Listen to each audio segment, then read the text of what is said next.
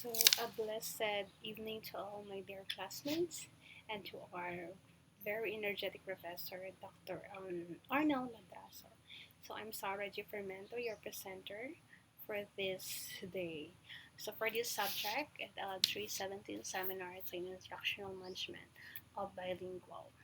So, the title of my article is promoting metacognitive and linguistic skills, digital learning labs, in free service teachers training by Otto A. and Lopez Medina B. Beatriz and Otto San A.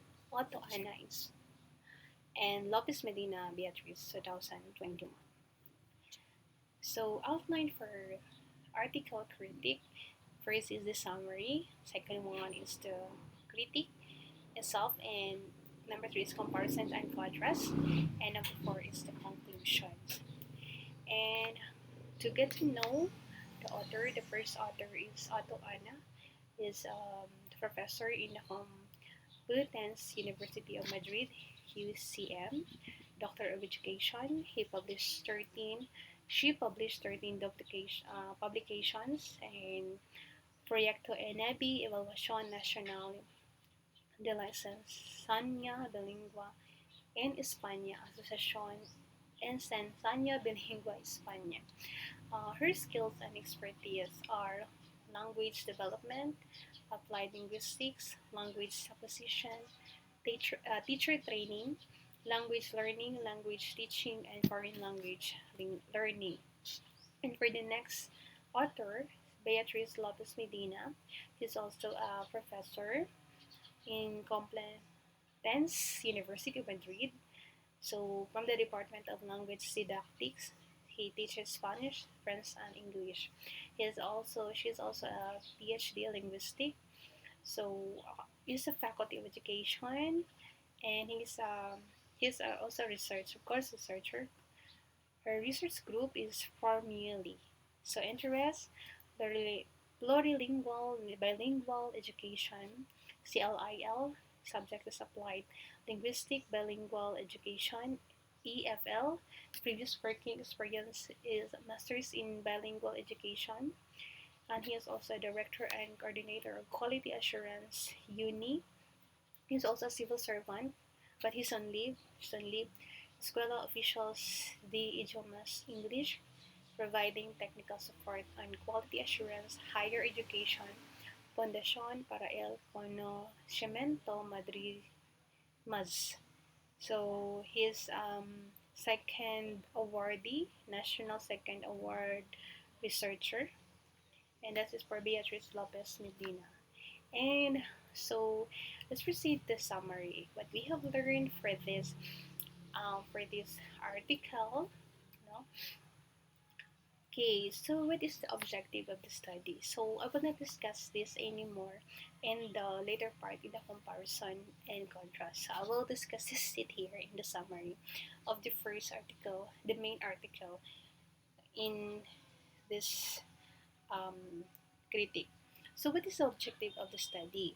First is this study explores free service teaching students' impression on how the use of the learning logs favors metacognition and develops language skills, according to Otto and Lopez Medina 2021.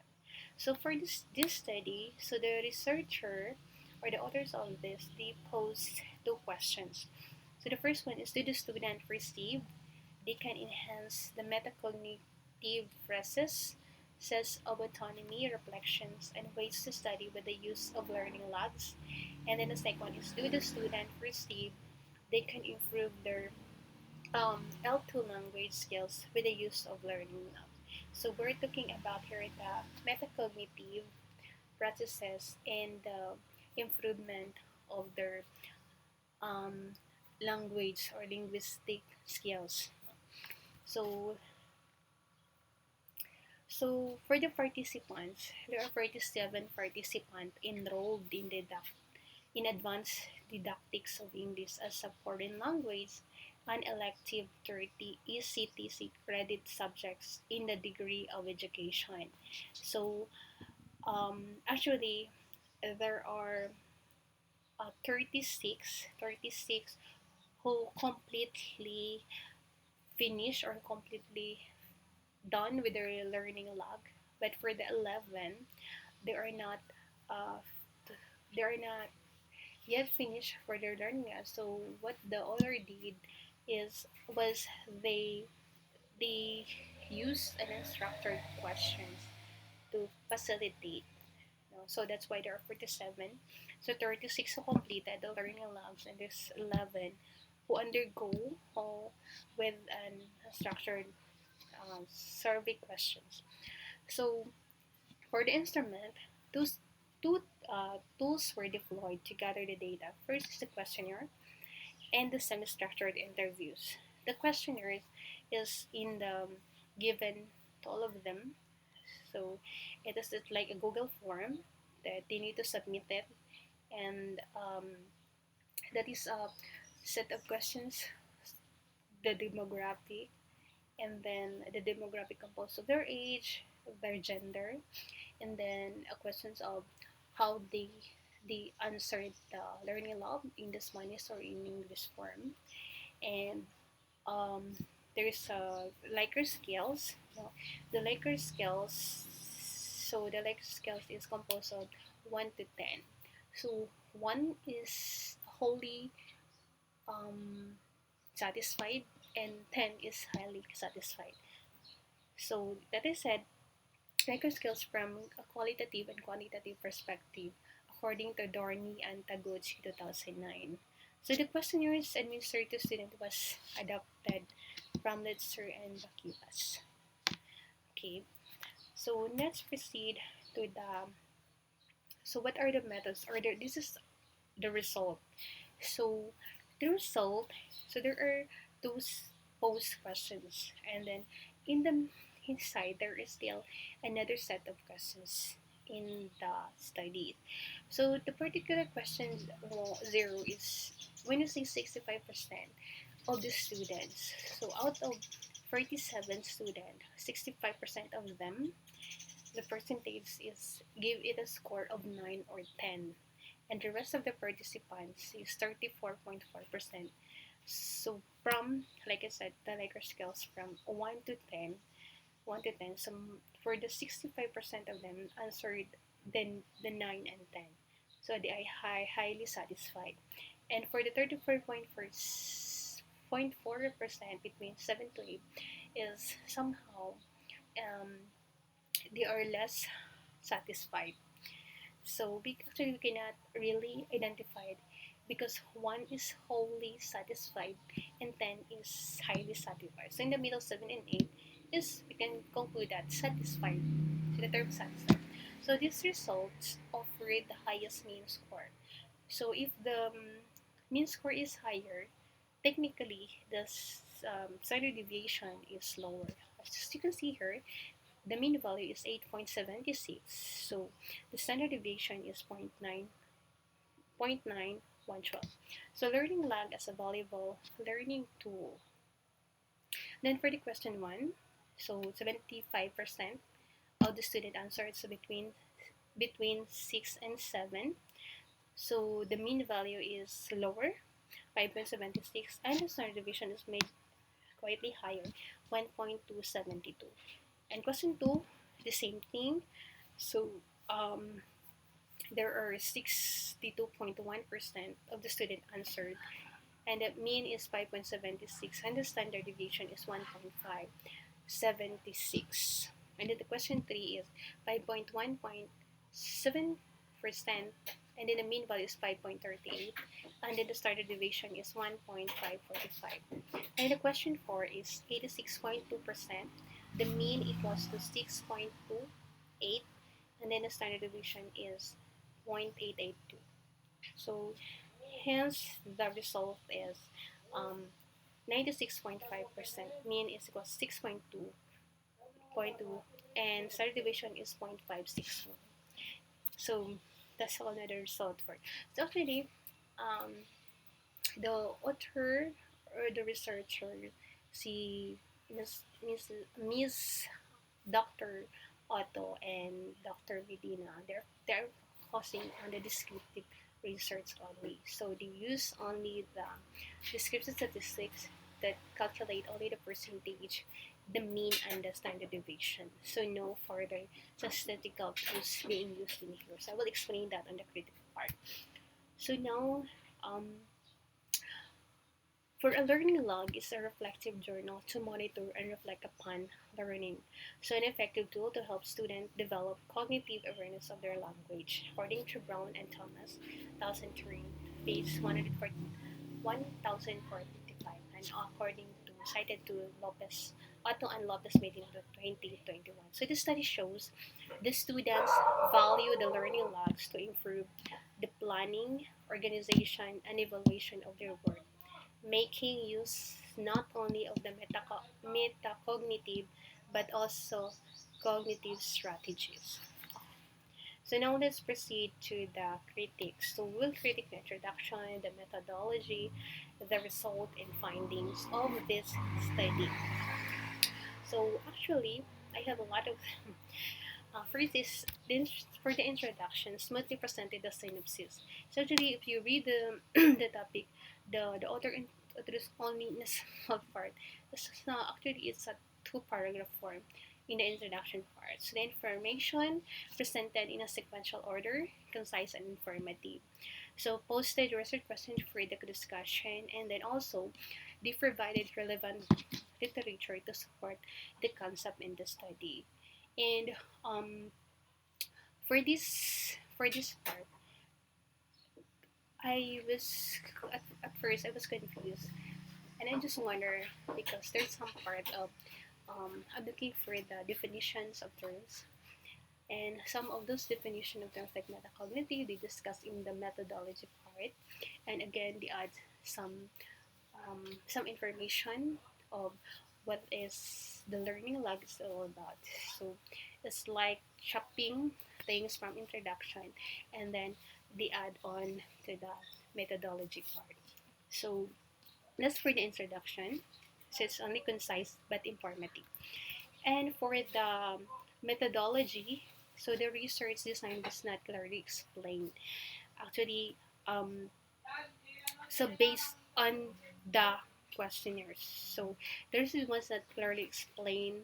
So stated there that what type. So I was asking, what is this? Is qualitative or quantitative? But it's composed of descriptive and quantitative research.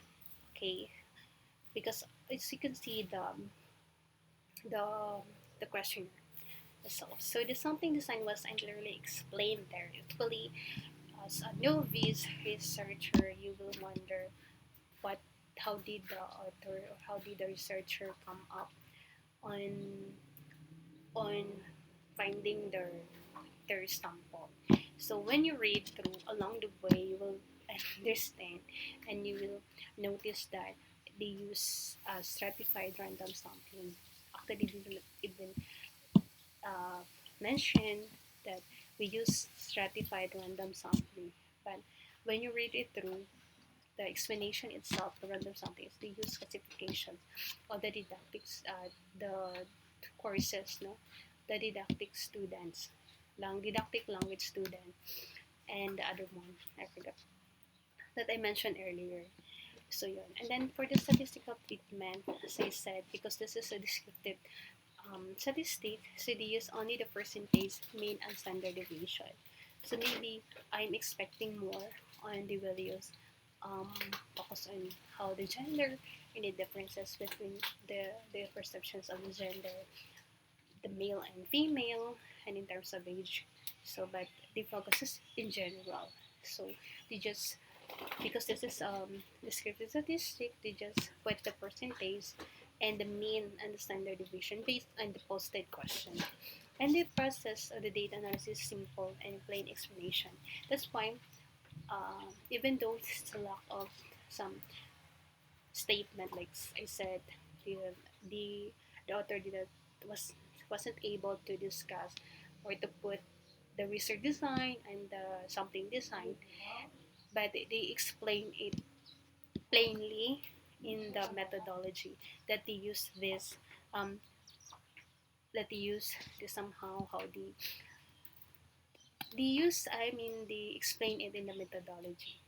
The process of data analysis, simple and plain explanation. You will understand easily.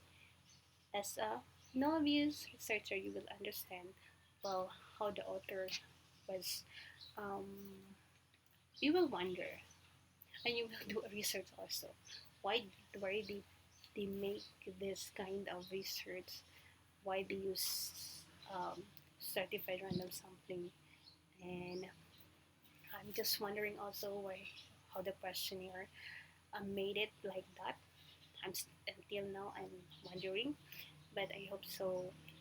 If you can read this topic, you will be able to understand why the author is able to use that kind of that kind of questionnaire by that sir. Okay, so for the result and findings is presented in a simple and understandable manner. So, um, so deposit the questions and then questions and answer explanation and then questions answer and explanation. That's how the author presented, and then relevant and reliable data presented.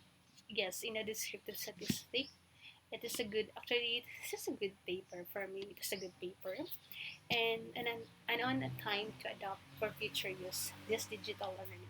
Since most of our topics for these semesters, we are most focusing on. Actually, this is a linguistics subject, but we're focused on online digital learning, and um, this topic for me, this topic is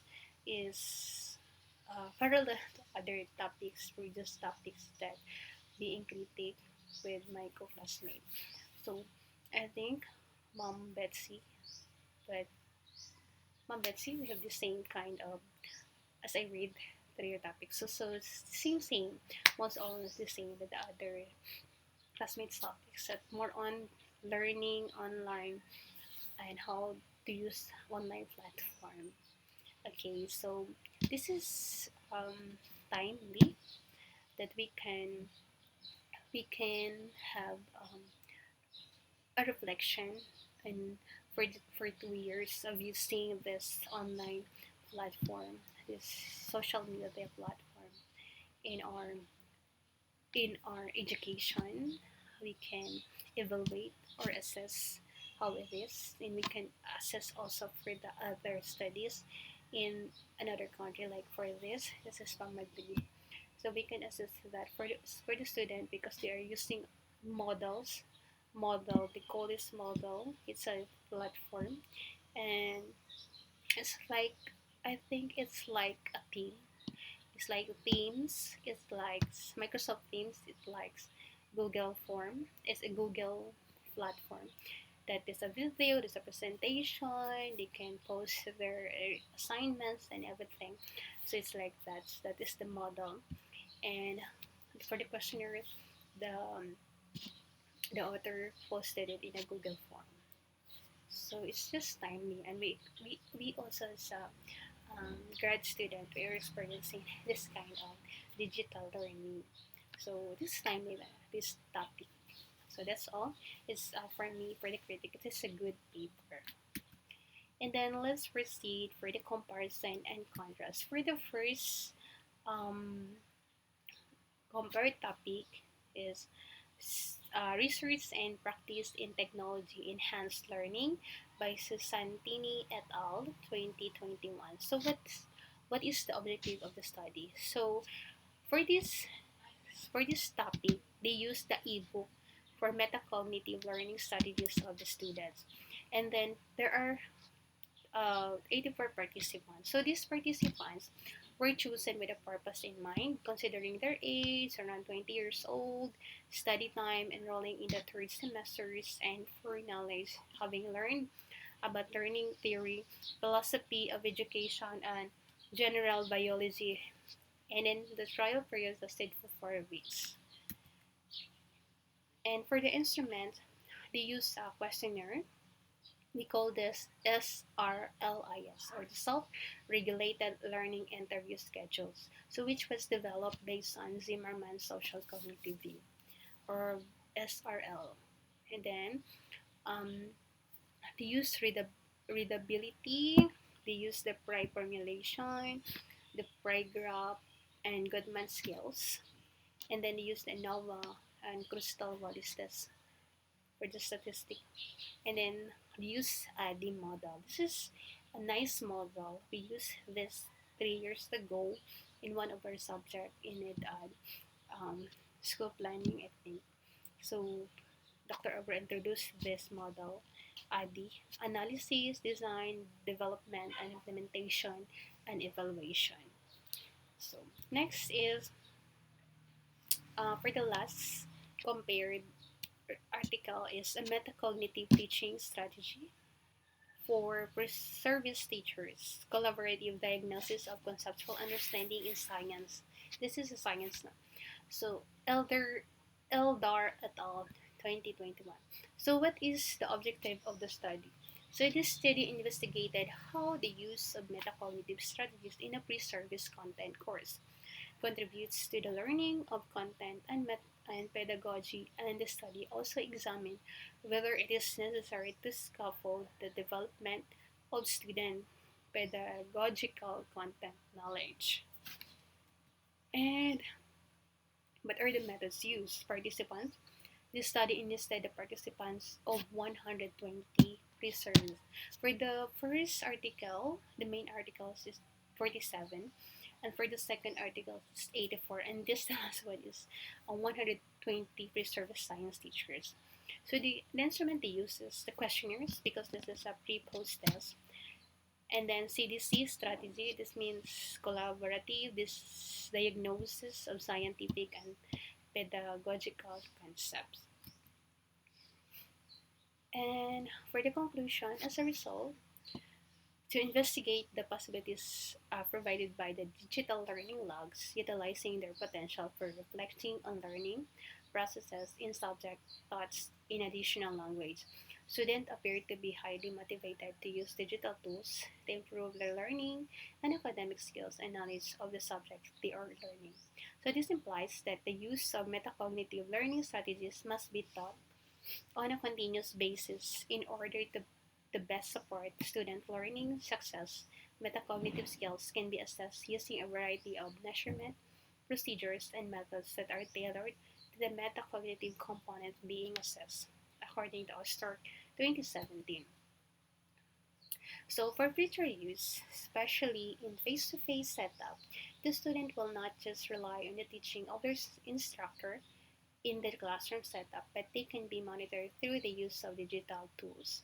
I think most students, especially undergraduate students, have an Android phone, so using this device, they can still learn even in offline mode. And I think during this pandemic, we will experience this kind of setup. But we should be aware somehow of how we handle our time and usage on the screens of our Androids, laptops, and other devices that we use for our learning. So, for the research questions, number one, does the learning log help to assess the mental and emotional health issues of the student? Does all this digital learning work in remote areas? And then, is metacognitive learning effective in teaching mathematics and science subjects?